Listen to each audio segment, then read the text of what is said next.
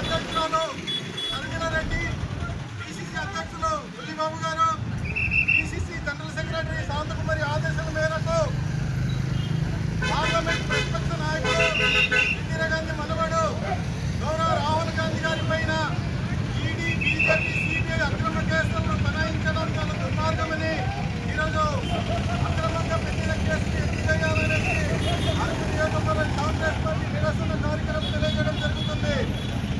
పార్లమెంట్లో ప్రజల కోసం ప్రశ్నిస్తున్నటువంటి జననేతను కక్షపూరితంగా దేశ ప్రజలకు ఇచ్చిన హామీ నెరవేర్చకుండా జీవితంలో పెరిగిపోతుంది, నిత్యావసర సరుకుల ధర పెరిగిపోతుంది, పెట్రోల్, డీజిల్, వంట గ్యాస్ ధరలు విపరీతంగా పెంచుతున్నారు. వీటిని ప్రశ్నిస్తున్నందుకు దేశ పార్లమెంట్ విపక్ష నేతను ఈరోజు నీచంగా దుర్మార్గమైనటువంటి అక్రమ కేసులు బనాయించడం తీవ్రంగా ఖండిస్తున్నాం. గతంలో ఇదే మాదిరిగా బీజేపీ పార్టీని బీజేపీ నాయకులు తిరిగారని అక్రమంగా కేసు పెట్టారు. మన నేత రాహుల్ గాంధీ గారికి పార్లమెంట్ సభ్యత్వం తొలగించడం, అదేవిధంగా అక్కడ ఉన్నటువంటి ఓటర్స్ ని కూడా ఇవ్వకుండా నానా రకాలుగా ఇబ్బంది పెట్టే కార్యక్రమం చేశారు. కానీ చట్టాలు, హక్కులు అంటూ ఉన్నాయి. కోర్టుల్లో న్యాయాన్ని, నిపుణుల్ని పరీక్షలలో రాహుల్ గాంధీ గారి ఇస్తుంది పార్లమెంట్ సభ్యతను పునాదన చేయడం జరుగుతుంది.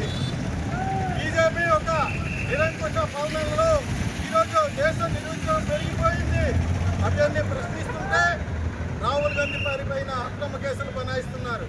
దీన్ని చాలా దేశ ప్రజలు బీహార్లోనే జోడో యంత్రం ఉన్న రాహుల్ గాంధీ గారు చేపట్టడం మొదలు పెడితే యువత నుంచే మంచి స్పందన ఇస్తే కాంగ్రెస్ పార్టీ ఎక్కడో బలపడుతుంది అని కాంగ్రెస్ పార్టీకి భయపడుతుంది బీజేపీ, రాహుల్ గాంధీని భయపడుతుంది బీజేపీ. ఈరోజు దేశంలో కాంగ్రెస్ పార్టీ లేకపోవడం ఈరోజు సామాన్య ప్రజలు అనేక ఇబ్బందులతో గురవుతున్నారు. దేశ ప్రజలు కోసం బీజేపీ హిందూ మతాన్ని మధ్యలో